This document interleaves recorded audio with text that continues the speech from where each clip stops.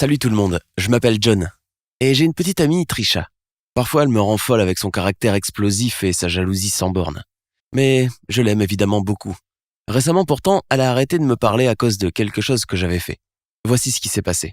Trisha et moi avons beaucoup de choses en commun. Et comme on va à la même école, on a des amis en commun et on passe beaucoup de temps ensemble.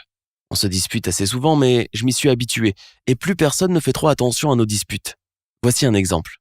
Une fois, elle s'est énervée parce que je n'avais pas accepté sa demande d'amis sur Facebook. Elle disait que comme on était ensemble depuis quelques mois, ça voulait dire que je lui cachais quelque chose. J'ai essayé de lui expliquer que je n'utilisais pas souvent Facebook et que quand j'y allais, je regardais juste les dernières publications sans faire attention aux demandes d'amis. Mais étant donné qu'elle trouvait ça important, j'ai fini par accepter sa demande. Le lendemain, elle avait une liste de questions sur toutes les filles qui étaient dans mes amis. J'ai d'abord essayé de la calmer en lui expliquant que cette fille était une cousine lointaine, que celle-là était la fille d'une amie de ma mère, mais au bout d'un moment, j'ai perdu patience et on a commencé à se crier dessus. J'ai fini par supprimer mon compte pour éviter un autre drame. Les semaines d'après, tout allait bien entre nous deux. Nous ne nous sommes pas disputés une seule fois. Et puis un jour, elle est arrivée super excitée avec des petites flammes dans les yeux. Elle a commencé à me parler super vite de blogueurs sur Instagram, en me montrant leur profil et en parlant de monétisation ou quelque chose comme ça. Quand elle a enfin fini de parler, j'ai compris qu'elle voulait elle-même devenir une blogueuse. Honnêtement, je n'y connaissais rien, mais d'après Trisha, c'était un loisir intéressant alors. Pourquoi pas, au moins ça l'occuperait. Au début, ça ne me dérangeait pas. C'était même marrant, par exemple, de publier une blague et de voir combien de personnes y réagissaient. Mais de temps en temps, c'était aussi super énervant que chaque geste normal, comme marcher ou parler, soit filmé et mis en ligne. Le rêve de Trisha était de devenir connue, mais elle n'arrivait pas à avoir assez de followers. Après ses premiers essais infructueux pour en avoir plus, elle est redevenue pénible. Le tournant de l'histoire est arrivé le soir de notre anniversaire. Ça faisait 1 an que nous étions ensemble et je voulais vraiment lui faire une surprise alors je lui ai acheté un bracelet Pandora, un joli bouquet de fleurs et j'ai réservé une table dans notre restaurant préféré.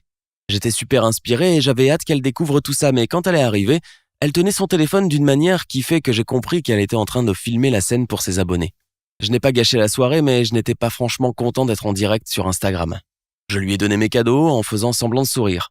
Quand elle les a ouverts, elle l'a montré à son public sur Insta, et ensuite, au lieu de me faire un bisou de remerciement, elle a continué à parler à sa caméra. Et c'est tout. Je ne m'étais jamais senti aussi humilié, négligé et furieux. Maintenant, c'était à moi de devenir hystérique. Je lui ai crié dessus en disant des choses méchantes, par exemple, qu'elle était loin d'être une bonne blogueuse et qu'en fait, elle n'avait strictement rien à raconter d'intéressant. Les mots sortaient de ma bouche tout seul, je n'y réfléchissais même plus. À la fin, je lui ai pris son téléphone des mains et je l'ai jeté par terre. Elle a crié et elle est partie sans même prendre ses cadeaux. Tout le monde dans le restaurant a commencé à chuchoter. Bien sûr, ils devaient me prendre pour un monstre. Mais ce n'était pas leur vie à eux qui était en permanence exposée au public. Je n'ai pas arrêté de repenser à cet épisode toute la soirée et même le lendemain. Même si je n'étais pas à 100% le seul en tort, je savais que je devais faire le premier pas et m'excuser. Du moins, je lui devais un nouveau téléphone. J'ai dépensé toutes mes économies pour lui en acheter un et j'ai rassemblé toute mon énergie pour lui apporter chez elle et m'excuser. Je trouvais toujours que j'avais le droit de lui en vouloir pour son comportement, mais j'étais obligé de dire que tout était de ma faute. Elle était contente de mon geste et tout est reparti à zéro. Dans la journée, je me suis même dit que j'étais nul de ne pas m'intéresser à toutes ces histoires de réseaux sociaux. J'ai donc décidé de me réinscrire sur Facebook, mais cette fois, Trisha allait être ma seule amie dessus. Mais quand j'ai vu son profil Facebook, j'ai été surpris. Et pas dans le bon sens du terme. Elle avait posté des trucs sur nous tous les jours. Tu imagines ? Si ça allait bien ou mal entre nous, si on était allé au cinéma, si on s'était disputé, tout y était. Elle partageait tous les détails de notre couple et avait même posté plusieurs photos très personnelles, comme une où je ne me sentais pas très bien et où je m'étais endormi la bouche ouverte. Je n'aimais pas du tout ça. Je savais que si je lui demandais d'enlever toutes ces publications, on allait encore se disputer. Donc je me suis dit que j'allais faire la même chose pour voir comment elle allait réagir. J'avais une photo sur laquelle elle n'était pas très en valeur, avec un masque de beauté vert sur le visage et des bigoudis dans les cheveux. Je savais qu'elle voulait que personne ne la voie. Bien sûr, elle s'est énervée. Je n'arrivais pas à lui expliquer pourquoi j'avais fait ça parce que elle ne me laissait pas parler. Elle ne faisait que me crier dessus.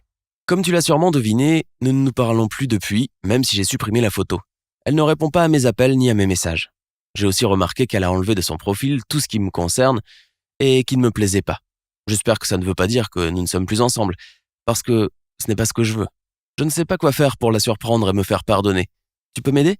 Donne-moi tes idées dans les commentaires et n'oublie pas de t'inscrire à cette chaîne pour ne rater aucune histoire intéressante qui s'est vraiment passée.